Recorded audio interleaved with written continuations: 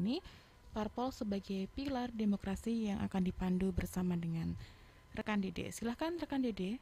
Baiklah, terima kasih rekan Ina dan selamat siang Sobat Siba semuanya. Assalamualaikum warahmatullahi wabarakatuh. Waalaikumsalam. Kita menyapa Anda di kesempatan siang kali ini Sobat Siba, tepat di dialog bersama dengan KPU, di mana kita akan tahu dan menjadi program yang lebih tahu nantinya karena dari jagoan demokrasi dan tahapan pemilu ini seperti apa perkembangan di Bumi Intan Pari sampai nanti 45 ke depan, 45 menit pasti akan menemani Anda Sobat Sibah. Jadi akan menemani Anda di line telepon, nanti bisa langsung berinteraksi di 0271 495 256 ataupun di WhatsApp kita di 089 692 161 405. Dan kita akan sapa terlebih dahulu, selamat pagi atau siang. Assalamualaikum warahmatullahi wabarakatuh. Waalaikumsalam warahmatullahi wabarakatuh. Iya, ini luar biasa Pak Bambang, bisa agak dekat lebih mic ya. Oke. Selamat pagi, pertama kita berjumpa dan kemarin ini menjadi edisi yang berkelanjutan setelah kita ngobrol-ngobrol bareng bersama dengan KPU, tapi saat sekarang tidak sendiri ya Pak Masum ya. Dan saat ini Pak Masum ditemani dengan dari Kesbangpol, Bapak Bambang Sutarmanto Esos. Selamat siang Pak. Selamat siang. Assalamualaikum warahmatullahi wabarakatuh. Alhamdulillah. Dan berikutnya ada yang sudah dikenal banget di KPU karena masyarakat pasti sudah tahu dan sahabat Sipa pun juga pasti sudah kenal. Selamat siang Pak atau Mas Masum nih. Selamat siang, Mas, dan alhamdulillah dimanapun berada. Iya, luar biasa. Nah, ngobrol-ngobrol saat ini dunia perpolitikan di Kabupaten Karanganyar pasti sangat menarik sekali. Obrolan berat tapi kita berusaha untuk menyajikan sesuatu hal yang lebih ringan ya Pak ya. Benar. Ya, Dan memang sahabat Siba, secara ideal dan dari sistem pemerintah negara kita itu partai politik memiliki peranan penting yang sangatlah menjadi pilar utama ya Pak. Dan kemudian ini menjadi penyangga demokrasi dan sehingga partai politik terus berbenah diri sehingga dapat menjalankan fungsinya secara optimal terutama proses kaderisasi maupun pendidikan politik saat sekarang. Politik sekarang itu semakin dewasa ya Pak ya pasti ya dari ya seiring pastinya. berjalannya waktu ya Pak. Nah, yang menarik kali ini adalah bagaimana kira-kira dari kedua saat sekarang lembaga KPU dan Kesbangpol ini kan bersinergi di pesta demokrasi di Kabupaten Karanganyar. Nah, Ya, melihat perkembangan pendidikan politik untuk masyarakat Karanganyar itu seperti apa sih Pak Bambang? ya sebelumnya para pendengar dan pemirsa Radio Suibah Karanganyar yang berbahagia. eh, Assalamualaikum warahmatullahi wabarakatuh. Waalaikumsalam. Waalaikumsalam. Boleh dekat mic lagi Pak?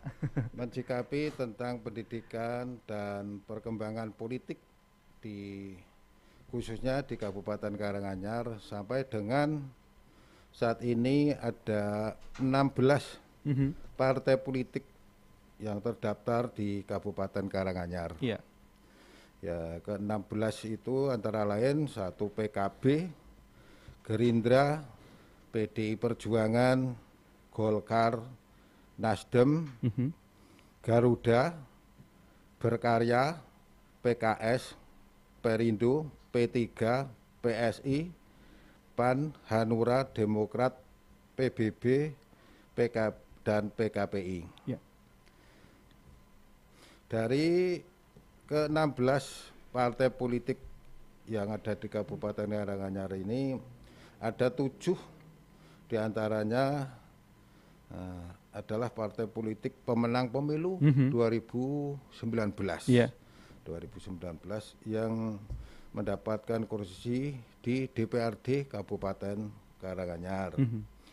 Dari ketujuh partai politik itu antara lain PDI Perjuangan, Golkar, PKS, PKB, Gerindra, PAN, dan Demokrat. Mhm.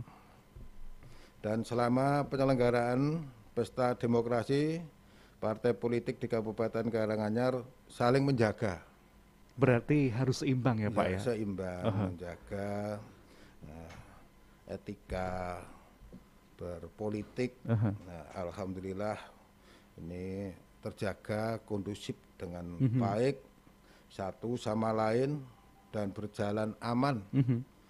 kondusif dan dapat berjalan dengan baik sebagai mitra pemerintah dalam pelaksanaan pembangunan di Kabupaten Karanganyar. Ya, memang seperti itu ya Sobat Siba ya.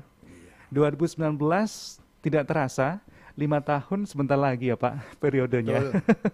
Nggak terasa ini sudah tahun 2021 Satu. dan tinggal beberapa tahun lagi.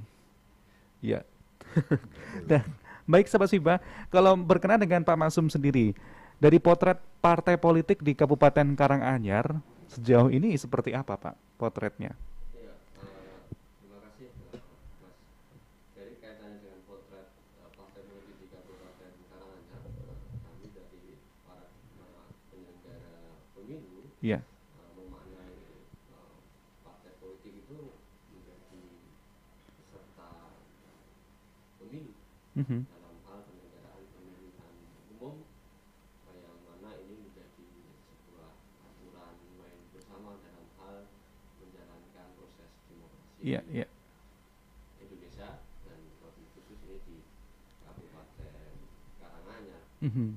Dalam hal partai politik di Kabupaten Karanganyar, seperti mana halnya yang disampaikan Bapak Bambang tadi, Mhm. ada 7 partai politik yang berhasil mendapatkan kursi Aha. di DPRD Kabupaten Karanganyar, Iya. yang mana ini bisa menjalankan fungsi-fungsi yang sudah diamanatkan di Undang-Undang Nomor 2 Tahun 2008 sebagaimana berubah tahun 2011 dan Mhm. 2002, yang berkait dengan partai politik. Ini fungsi partai politik selain menciptakan iklim yang kondusif tadi Bapak, Mhm. juga memiliki peranan penting dalam hal pendidikan politik bagi masyarakat secara luas. Iya, Itu iya, saja, benar-benar. tentu saja ini penting untuk meningkatkan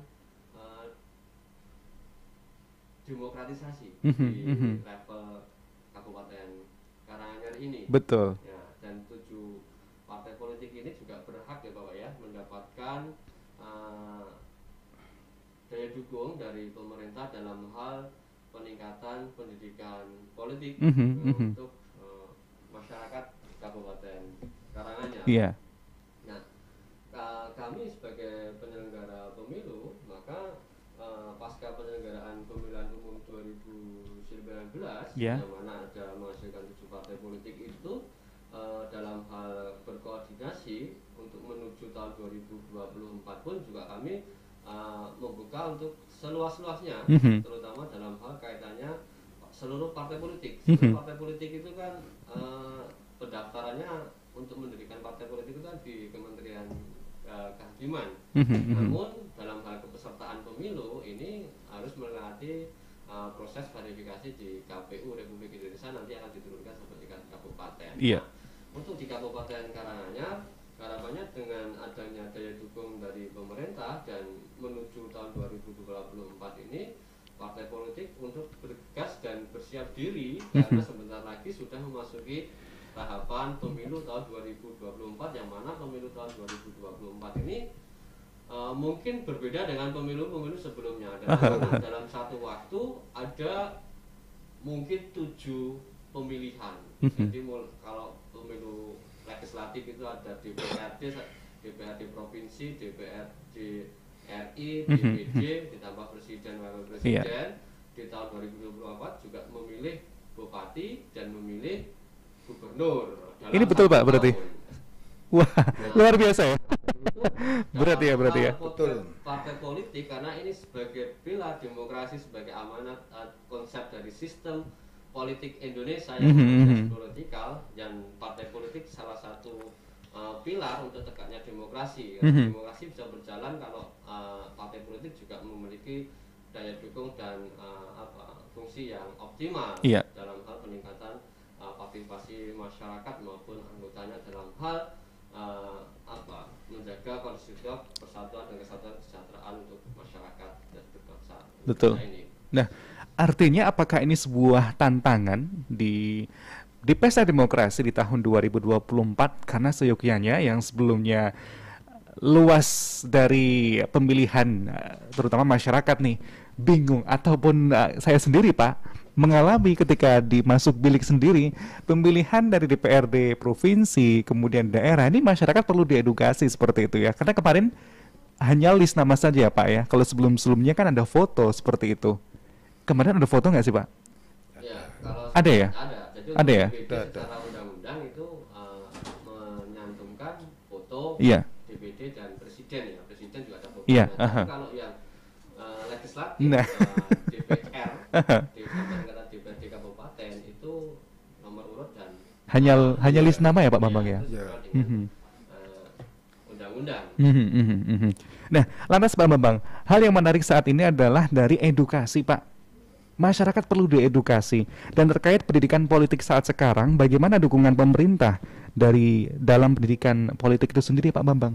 Ya, dukungan pemerintah daerah, pemerintah kabupaten melalui Badan Kesatuan Bangsa dan Politik Kabupaten Karanganyar, yaitu untuk tidak berhentinya untuk selalu mengadakan sosialisasi tentang pendidikan politik yang ada di masyarakat. Iya. Karena negara ini perlu diurus demi untuk kesejahteraan masyarakat pada Iya. umumnya. Bentuk dari kegiatan tersebut, pendidikan politik bagi masyarakat, kami kemas dalam bentuk sosialisasi dengan mengutamakan peserta dari kalangan generasi muda. Nah, generasi milenial ya Pak ya? Generasi milenial, generasi muda yang mungkin tahun-tahun sebelumnya belum pernah mengikuti pemilu dan sebagainya. Iya. Kemudian proses sosialisasi ini membuat seseorang bisa mendapatkan ilmu, Mas. Ya, bisa mendapatkan ilmu pengetahuan dan keterampilan. Pengetahuan dan ilmu ini bisa digunakan untuk petunjuk dalam melakukan peran politiknya. Iya.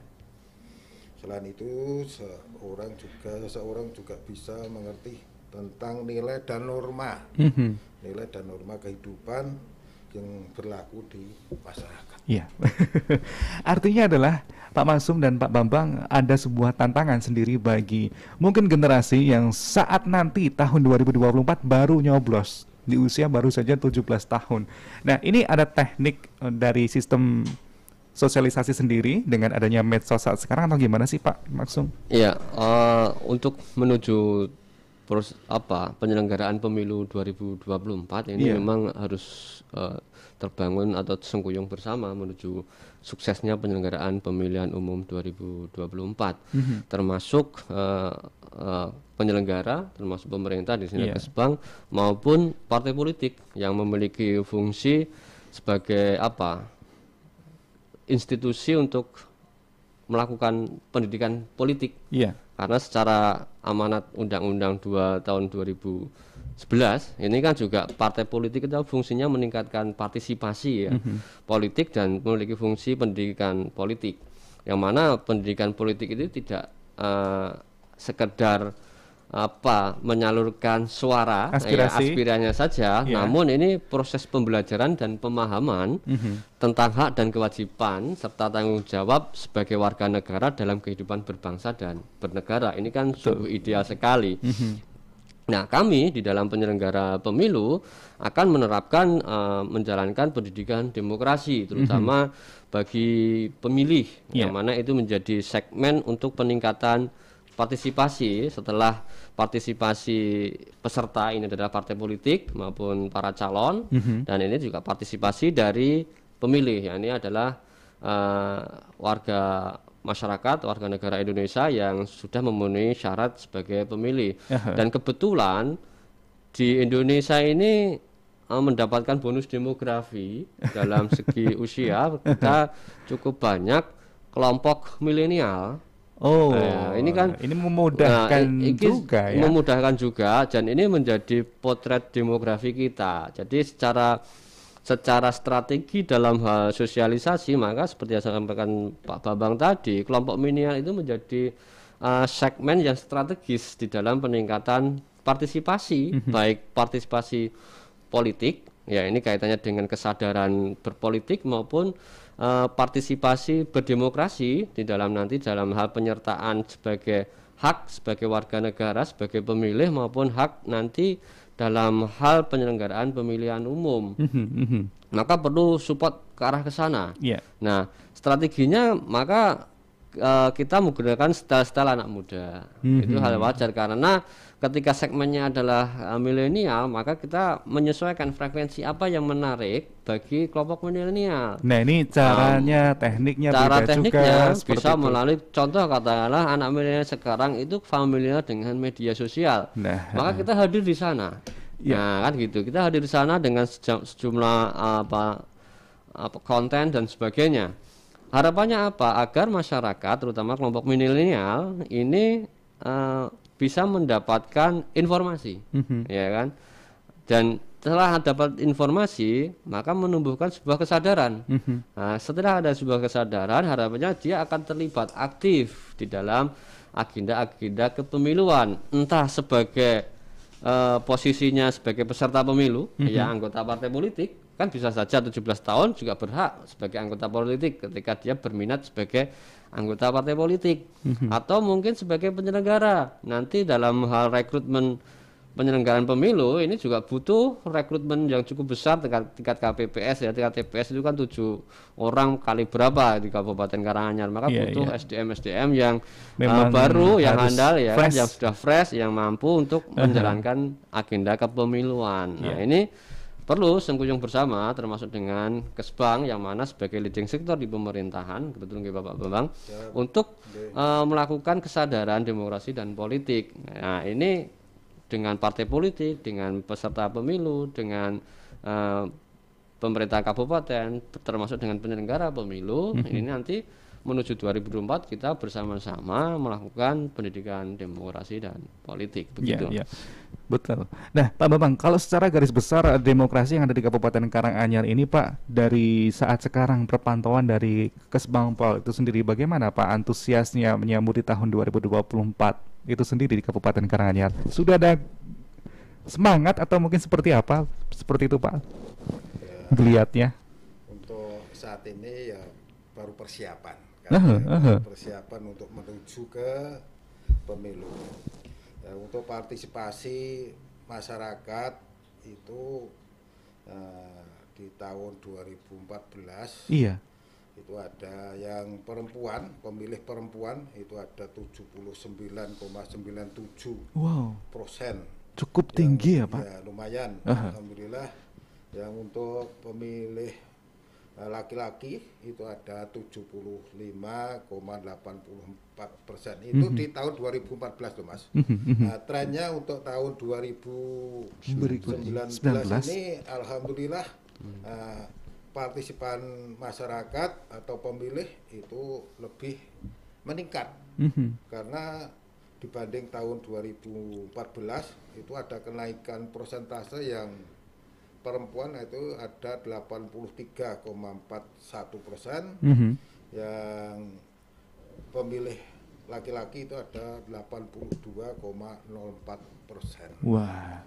Berarti ada peningkatan, dari tahun pemilu tahun 2014 dengan 2019 itu ada kenaikan yang alhamdulillah lumayan. Ya. Kita berharap nanti 2024 pun juga poin-poin angkanya naik lagi ya Pak. Ya, harapannya ya. Allah bisa meningkat lebih baik, bisa menggunakan hak asasinya sesuai dengan nuraninya masyarakat. Betul. Dan kaitannya dengan politik kan, kita kembali ke Pak Bambang bahwa saat sekarang di tengah pandemi ini dari program-program dari Kesbangpol tetap berjalan atau seperti apa Pak?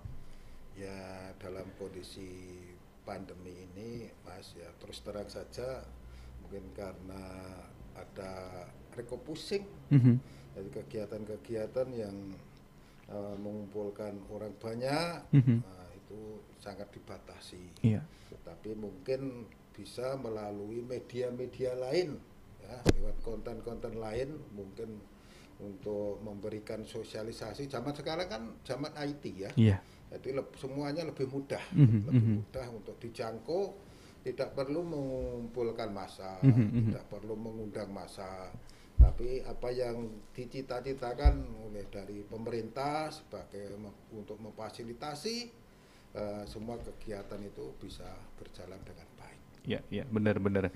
Dan kalau misalkan dari topik kita jadi tahu seperti ini, artinya keserasian antara Kesbangpol dan KPU ini menunjukkan tren yang signifikan. Di tahun 2014 meningkat hampir 1 atau 2% lebih ya Pak ya.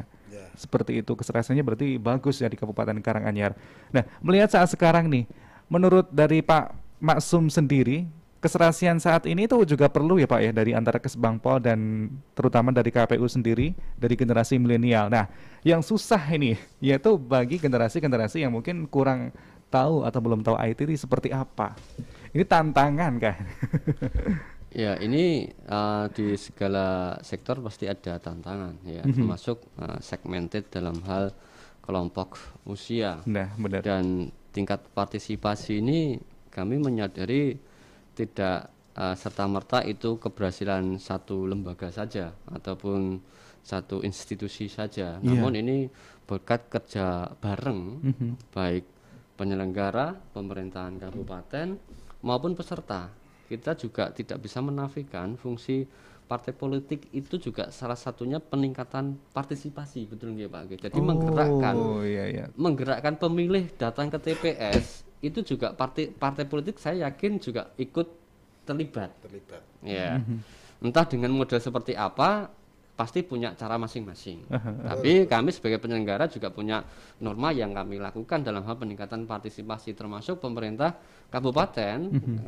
Di sini adalah Kesbangpol juga memiliki peran dalam hal peningkatan partisipasi dengan cara dan mungkin metodologi yang berbeda dari kami maupun dari peserta, termasuk dalam hal usia kaitannya dengan pemilih, peningkatan partisipasi bagi yang non milenial ini kan kami tidak meninggalkan cara-cara konvensional. Nah, ini juga perlu. Jadi contoh misalkan dalam hal sosialisasi, termasuk hari ini kita tidak bisa meninggalkan fungsi radio. Ya kan, terkadang radio itu bagi kelompok milenial, mohon maaf ya, itu mungkin nggak begitu menarik, tapi bagi kelompok orang tua, ya kan, yang saat ini mungkin sedang menjalankan aktivitas, bisa disambi juga, dan sebagainya, menjahit ataupun pertukangan dan sebagainya, mendengarkan, ini harapannya dengan model seperti ini bisa tersampaikan informasi. Nah, termasuk nanti meskipun ini pandemi, ya kan, ini musim pandemi.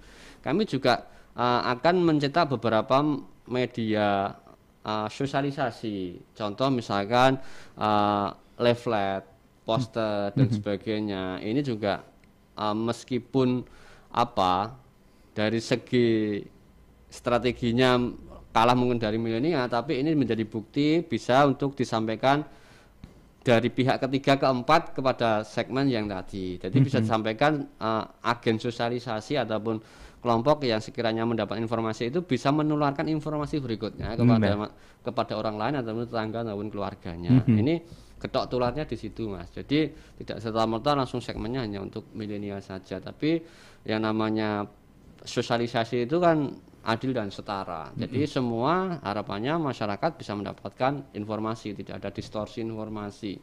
Nah, ini menjadi tantangan bagi kita. Termasuk di Kabupaten Karanganyar nantinya meskipun berbasis IT katakanlah kan, tapi ada juga beberapa daerah ya di pegunungan sana mungkin dari spot jaringan internet itu mungkin masih terkendala. Nah, dengan radio ini harapannya kan bisa menjangkau, ya kan, radio ini juga bisa menjangkau dengan frekuensi di miliki Swiba ini bisa tersiarkan di sana, dan mungkin saja nanti menuju 2024 harapannya pandemi ini kita berdoa semoga saja segera berakhir ya kan. Kita bisa kembali beraktivitas bagaimana kala kemarin-kemarin, nanti bisa bertatap muka ya kan, meskipun dengan prokes yang ketat, tapi sosialisasi kita jaga, kita jalankan. Nah, nanti di tahun 2022 yang mana itu kalau perkembangan kekinian itu kan sepertinya sudah memasuki tahapan. Iya, iya. Nah, sosialisasi menuju 2024 bisa dijalankan secara optimal. Iya, gitu. betul, betul. Nah, memang saat sekarang kita pun dari radio pun berbenah dari mulai saat ini ada aplikasi yang bisa diunduh di Play Store, dan hal ini pun menjangkau bagi kabupaten maksudnya warga Karanganyar yang berada di luar Jawa. Saat itu ada informasi lain sebagainya ataupun melalui YouTube channel di Siba FM channel juga ya Pak ya. Nah, hal ini pun ini menarik nih Pak. Kaitannya dengan Pak Bambang. Ada warga di Kabupaten Karanganyar misalkan berpartisipasi di pesta demokrasi seperti ini untuk yang mengakomodir saat ini mungkin dari kejauhan atau jarak jauh itu juga bisa melangsungkan pesta demokrasi ya Pak ya, memilih itu sendiri. Berarti artinya peran dari Kesbangpol atau KPU tak? Artinya yang mengakomodir dari masyarakat yang di jauh luar jangkauan Karanganyar. Ya, untuk kaitannya dengan hak konstitusi bagi warga Karanganyar yang saat ini sedang di luar ataupun mungkin pada saat penyelenggaraan pemilihan maupun pemilu itu berada di luar. Betul. Ini menurut Undang-Undang Pemilihan Umum yang saat ini masih berlaku, ini kan penyelenggara pemilih ini dalam hal mendapatkan hak pilihnya ketika berada di jangkauan menggunakan hak pilihnya di luar secara administrasi kependudukannya, maka ini tidak bisa penggunaan aspirasinya untuk memilih DPRD katakanlah Kabupaten Karanganyar. Oh, begitu ya Pak Bambang ya. Jadi harapannya ketika penyelenggaraan pemilihan misalkan bupati ya kan ataupun gubernur, kalau bupati maka harapannya yang jauh itu pada saat hari H untuk berkesempatan, karena secara sistem, secara regulasi kita belum mengatur dengan model e-voting ya, dari jauh kita memilih terus dikirimkan ke sini seperti hanya di Amerika itu belum bisa. Jadi belum diakomodir undang-undang. Undang-undang mengaturnya basisnya adalah administrasi kependudukan. Yang mana kalau warga masyarakat menggunakan hak pilihnya di tempat di situ, contoh misalkan saya warga Karanganyar, ya kan, warga Kecamatan Karanganyar, ketika menggunakan hak pilih pada pemilu tahun 2004 besok, ya saya bisa mendapatkan katakanlah 5 surat suara. DPRD Kabupaten saya dapat, DPR Provinsi saya dapat, DPR RI dapat, DPD dapat, Presiden dapat. Namun ketika saya menggunakan hak pilihnya di Semarang katakanlah atau di luar Jawa, paling saya bisa menggunakan hak pilihnya itu kan pemilihan presiden saja sama ya cuma presiden, karena secara dapil ya kan ini kan sudah lain. Jadi sistem kepemiluan kita mengenal yang namanya daerah pemilihan sebagai representasi dari keterwakilan. Maka ketika orang di luar dapil tersebut maka tidak bisa diakomodir untuk memilih dapil tersebut, maka bisanya harus kembali. Ya, kecuali kalau presiden kan seluruh Indonesia nasional pun dia masih bisa memilih. Pak Bambang ada tambahan mungkin Pak? Silahkan. Cukup. Kalau kaitannya dengan usia dari secara sistem konvensional misalkan X generasi milenial Pak, generasi-generasi yang di atasnya seperti itu, sebetulnya saat sekarang itu sosialisasinya bentuk apa sih Pak? Ya, sosialisasinya juga bisa melalui konten-konten, melalui medsos, tapi juga bisa melalui karena masa pandemi ini yang harus membatasi normalisasi ya. Biasanya sosialisasi itu diundang, tapi karena pandemi ya kita harus menerapkan pola yang harus kita lakukan, yaitu dengan cara-cara mungkin ada medsos, konten-konten dan sebagainya. Nah, baik. Jadi kita jauh lebih tahu di talkshow Jadi Tahu ini ya, sahabat Siba ya. Dari program Kesbangpol, dan kemudian kita tahu ternyata dari peraturan yang tadi pemilihan itu seperti itu. Dan hal ini perlu diluruskan di masyarakat juga ya, Pak ya.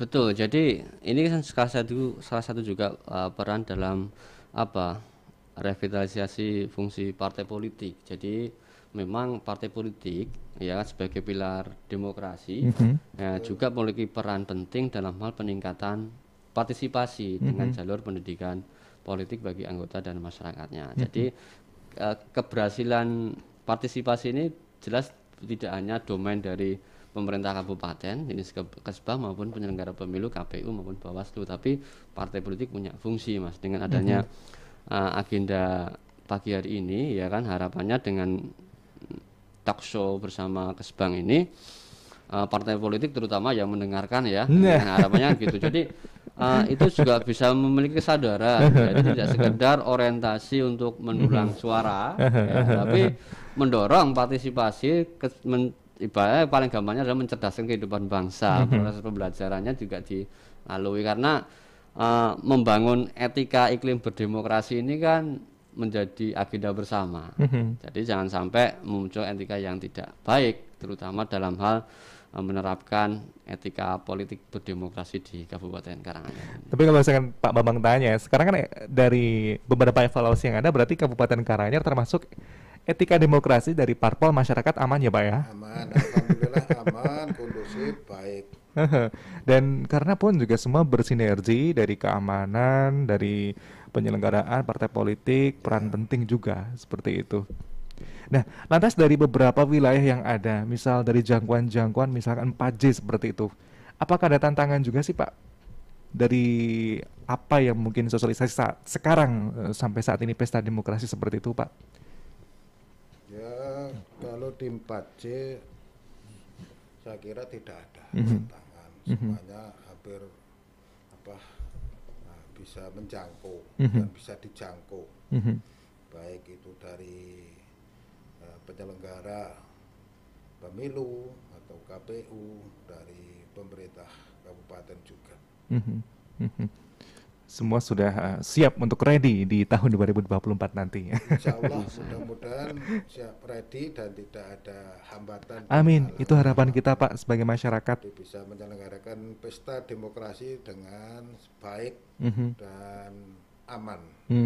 Nah, nggak terasa karena segmen kita di tengah pandemi ini sudah hampir selesai, tapi kita akan ngobrol dulu harapannya nih Pak, salah satunya.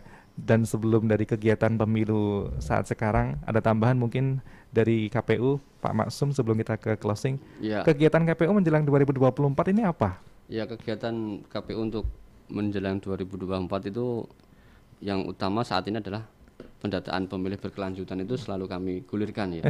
Karena untuk akurasi pemilih untuk 2024 dengan cara karena ini pandemi ya, kita membuatkan sistem aplikasi Sidatan itu, sistem informasi data pemilih berkelanjutan itu, masyarakat ikut andil di situ untuk proaktif dalam hal mengecek dirinya sudah terdaftar atau belum.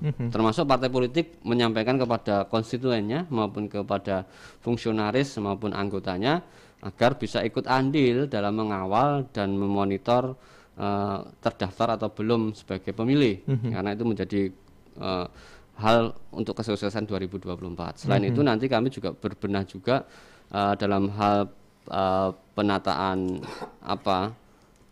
ini juga menuju 2024 kan banyak regulasi yang akan berkembang ya. Karena sebentar lagi sudah masuk tahapan, dan tahapan awal itu kan partai politik, pendaftaran partai politik. Nah, di tahun berapa? Tahun 2022 itu sudah masuk pendaftaran partai politik, karena yang diusulkan sekarang kan 25 bulan sebelum hari H. Nah, kalau hari H-nya 2024 katakanlah awal, maka ini kan 2022 itu sudah masuk tahapan. Maka harapannya agenda yang kami siapkan adalah menata diri ya kan, dan partai politik juga bersiap diri. Jadi pada saat hari H nanti semua sudah siap, sedang ready. Jadi tidak ada persoalan ataupun di Karanganyar ini iklimnya kondusif Bapak begitu. Jadi bisa terjaga, dan ini persiapannya ya mulai dari sekarang. Jadi tidak kedandapan kan gitu pada saat tahun penyelenggaraan pemilihan umum. Iya. Dan Pak Bambang, berikutnya Pak, sekali lagi harapan Bapak terhadap parpol terutama di Kabupaten Karanganyar, silakan Pak. Ya, harapannya bukan cuma kami saja. Mungkin semua masyarakat yang ada di Kabupaten Karanganyar, kepada partai politik untuk tetap bisa menjaga hubungan, hubungan yang baik antara satu partai dengan partai politik yang lain, antara partai politik dengan masyarakat, dengan ada get-get, dengan ada hal-hal yang tidak baik antara partai politik dengan pemerintah daerah atau pemerintah Kabupaten Karanganyar, sehingga bisa saling bersinergi untuk membangun Kabupaten Karanganyar yang maju dan berintegritas. Nah, saat sekarang maju dan berintegritas ya Pak ya. Nah, sekarang tagline-nya maju dan berdaya saing. Oh, berdaya saing. Luar biasa. Harapan kita semuanya semoga pastinya semakin lebih semangat, dan dalam bekerja ini saya yakin dan kita yakin sebagai masyarakat, pasti dari pemerintah, dari Kesbangpol, dari KPU sudah bersinergi sebaik mungkin untuk mempreparekan pesta demokrasi di tahun 2024 ini. Ada tambahan lagi Pak Masum sekaligus pula closing statement dan harapan dari KPU sendiri? Ya, harapannya kita selain menjaga prokes ya, karena ini masih pandemi, kita bersama-sama berikhtiar untuk meningkatkan partisipasi dan menjaga etika dan budaya politik di Kabupaten Karanganyar. Nah, ini memang agak susah ya dikendalikan, tapi sebisa mungkin untuk dilaksanakan seperti itu. Harapan untuk milenial nih, ini perannya besar banget. Nah, untuk milenial ini politik itu ya kan, politik maupun pemilu, terutama ini terkadang milenial itu apolitis terhadap politik apa paling segitu-gitu aja gitu kan. Nah, maka buatlah sejarah untuk diri Anda ya kan, dengan ikut andil di agenda politik, karena bangsa kita, negara kita mengenal dengan sistem politik. Maka dalam hal proses